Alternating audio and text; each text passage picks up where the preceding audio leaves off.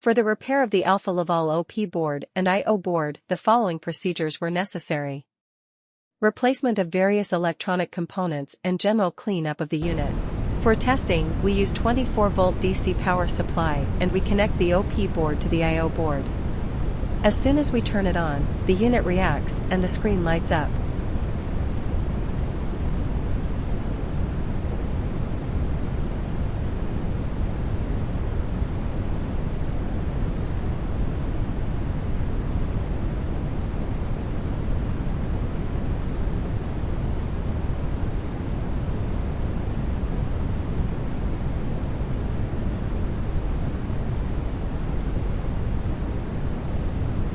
The error message is due to lack of additional units.